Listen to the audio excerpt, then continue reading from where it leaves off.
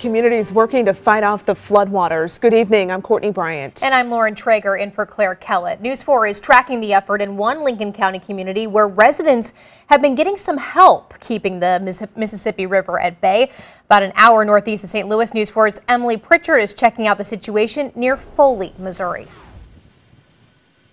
Well, guys, you can see back behind me how high the Mississippi River is tonight. It is touching some of these buildings out here. I spoke with the Lincoln County Emergency Management Office today. Their director tells me this river crested this morning at 34.9 feet. But luckily, they've had no major problems reported. And just yesterday, they had inmates out here helping to bag sandbags.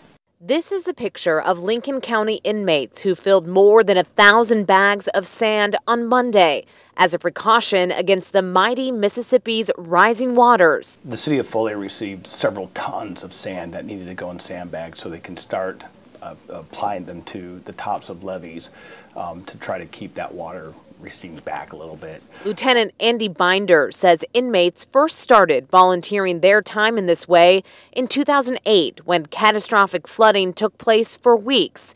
Now, when mayors or the emergency manager request manpower, they can agree to help if the sheriff's department has enough resources to transport and monitor them for the day. We want them to be productive. We want them to know that somebody cares about them.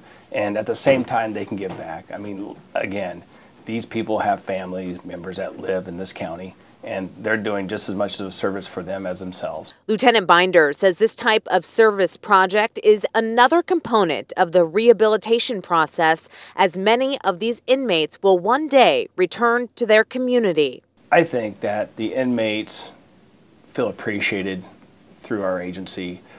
We make them feel like they're wanted here at the sheriff's office. You know, we have a lot of local sheriffs across the state that don't necessarily see it the same way as we do. And through the rehabilitation process and the reoffense, they're less likely to reoffend in our community.